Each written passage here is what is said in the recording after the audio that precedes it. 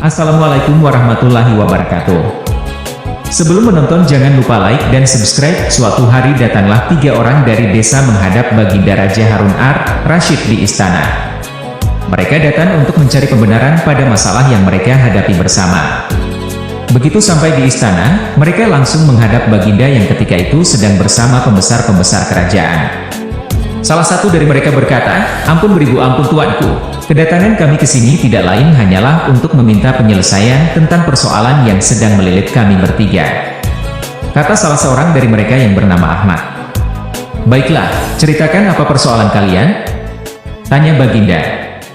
"Begini Baginda, saya, Ahmad, mempunyai 2 ekor kambing betina, Zulfikar mempunyai seekor kambing jantan, sedangkan Zubair tidak mempunyai kambing.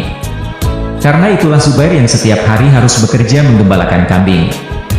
Apabila ketiga kambing itu beranak pinak, maka pembagian keuntungannya juga telah kami sepakati, yakni saya mendapat separuh dari jumlah kambing, Zulfikar memperoleh sepertiga dari jumlah kambing, sedangkan Zubair yang menggembala dan merawat yang mendapat bagian 1/8-nya.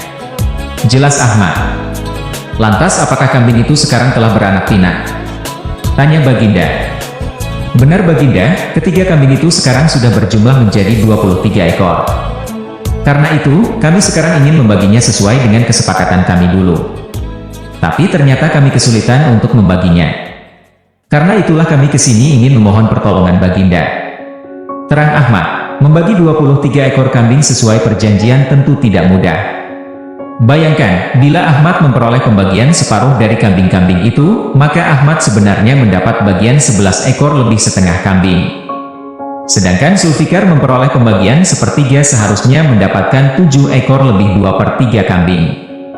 Sementara Zubair mendapatkan 1/8-nya yang berarti 2 ekor kambing lebih 7/8 kambing."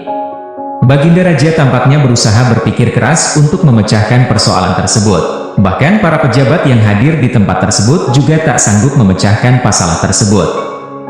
Karena orang yang hadir di tempat tersebut tak ada yang bisa memecahkan masalah itu, akhirnya Baginda terpikir untuk mengundang Abu Nawas dengan kecerdasannya menyelesaikan banyak persoalan. Atas perintah Raja, sampailah Abu Nawas di istana. Baginda kemudian memerintahkan Ahmad untuk menceritakan semua persoalan rumit yang mereka hadapi kepada Abu Nawas. "Wah, itu masalah kecil, Baginda. Insya Allah saya bisa membantu mencarikan jalan keluarnya," kata Abu Nawas. "Tolong bawakan kambing itu masuk semuanya," pinta Abu Nawas. Setelah ke-23 ekor kambing tersebut dituntun masuk istana, Abu Nawas lalu menghitung kembali jumlah kambing tersebut. Sesudah kambing itu dihitung dan benar jumlahnya 23, Abu Nawas mulai berpikir keras mencari solusi dari masalah yang cukup rumit tersebut. Tidak lama kemudian Abu Nawas kembali berkata, "Izinkan saya meminjam kambing Baginda, seekor saja," pinta Abu Nawas. "Nah, sekarang saatnya saya akan membagi kambing tersebut sesuai dengan porsi kalian saat perjanjian," kata Abu Nawas setelah menambahkan skor kambing milik Baginda Raja. "Ahmad yang berhak memperoleh separuh kambing, maka boleh mengambil 12 ekor. Sedangkan engkau Zulfikar yang memperoleh bagian sepertiganya, maka boleh mengambil 8 ekor. Perintah Abu Nawas. Terakhir Zubair yang memperoleh bagian 1/8-nya, maka engkau berhak mengambil bagian 3 ekor kambing. Sisa 1, karena saya tadi meminjam 1 ekor kambing milik Baginda, maka ini saya kembalikan lagi kambing tersebut," kata Abu Nawas. Masing-masing telah mendapatkan bagiannya. Semua merasa puas atas bantuan Abu Nawas, mereka pun berterima kasih dan kembali ke rumah masing-masing. Tidak lupa Baginda pun turut berterima kasih kepada Abu Nawas atas bantuan Abu Nawas menyelesaikan persoalan rakyatnya.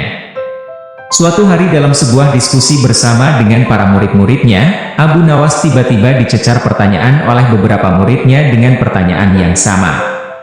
Mula-mula salah seorang muridnya bertanya, "Manakah yang lebih utama, orang yang mengerjakan dosa-dosa besar atau dosa-dosa kecil?"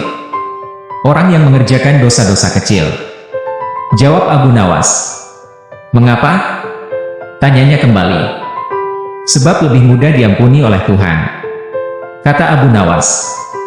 Murid pertama puas dengan jawaban Abu Nawas karena ia memang yakin begitu. Kemudian murid kedua menanyakan pertanyaan yang sama dengan sebelumnya di atas, orang yang tidak mengerjakan keduanya. Jawab Abu Nawas. "Mengapa?"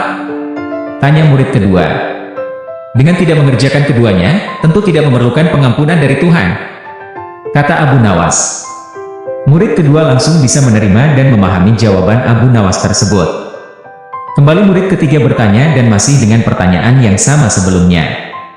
Abu Nawas pun kembali menjawab, orang yang mengerjakan dosa-dosa besar. Mengapa? Kata murid ketiga, sebab pengampunan Allah kepada hambanya sebanding dengan besarnya dosa hamba itu. Jawab Abu Nawas. Murid ketiga itu puas dengan jawaban Abu Nawas. Akan tetapi Abu Nawas kembali ditanyai oleh beberapa murid lain yang belum memahami jawaban-jawaban Abu Nawas tersebut. Wahai guru, mengapa dengan pertanyaan yang sama bisa menghasilkan jawaban yang berbeda? Itu karena manusia itu dibagi 3 tingkatan. Tingkatan mata, tingkatan otak, dan tingkatan hati. Jawab Abu Nawas. Apakah tingkatan mata itu? Tanya murid kembali. Anak kecil yang melihat bintang di langit. Ia mengatakan bintang itu kecil karena ia hanya menggunakan mata. Apakah tingkatan otak? Tanya murid Abu Nawas. Orang pandai yang melihat bintang, ia mengatakan bintang itu besar karena ia memiliki pengetahuan. Jawab Abu Nawas. Lalu apakah tingkatan hati itu? Tanya mereka kembali. Orang pandai dan mengerti yang melihat bintang di langit. Ia tetap mengatakan bintang itu kecil walaupun tahu bintang itu besar. Karena bagi orang yang mengerti tidak ada sesuatu apapun yang besar, melainkan dengan kemahabesaran Allah. Jawab Abu Nawas. Kini para murid Abu Nawas mulai mengerti mengapa pertanyaan yang sama bisa menghasilkan jawaban yang berbeda. Memiliki istri yang sangat cerewet. Sikap cerewet sang istri itu disebabkan Abu Nawas sering pulang tengah malam sampai membuat was-was. Suatu hari Abu Nawas keluar rumah hingga larut malam. Istrinya pun gelisah juga emosi. Berjam-jam ia menunggu suaminya pulang, namun tidak kunjung datang juga. Ketika Abu Nawas bikin santri-santrinya sakit mulut karena terus-terusan ketawa. Saking kesalnya, sang istri memiliki rencana. Ia berniat memarahi suaminya dan memukulnya lewat jendela. Waktu pun sudah menunjukkan larut malam, begitu gelap, namun Abu Nawas tetap tidak kunjung pulang. Tiba-tiba saja istrinya mendengar suara seperti ada orang hendak masuk dari jendela rumah yang terbuat dari kayu. Mendengar suara itu, istri Abu Nawas langsung siap siaga melancarkan aksinya. Ia siap-siap memegang balok untuk memberi pelajaran kepada suaminya itu. Ia berpikir Abu Nawas sengaja masuk rumah melalui jendela karena takut dimarahi istrinya. Kemudian masuklah seseorang melalui jendela yang ukurannya relatif kecil itu. Pencahayaannya yang tidak terlalu terang, seketika istri Abu Nawas memukulnya berkali-kali, hingga orang itu terkapar lemas tak berdaya akibat pukulannya yang sangat keras. Abu Nawas bikin raja bengong, bisa tahu titik tengah bumi cuma dengan menunjuk. Ampun, ampun, kata orang yang diduga Abu Nawas, dikutip dari salah satu blog berjudul Kisah Petualangan Abu Nawas. Melihat itu istri Abu Nawas merasa puas, karena misinya berhasil. Sehingga, orang yang dipukulinya lemas tak berdaya. Dengan nada yang keras, ia meminta orang itu bangun. Ayo cepat bangun, lain kali jangan diulangi lagi dengan pulang larut malam, ucap istri Abu Nawas. Jangan lupa like dan subscribe ya guys.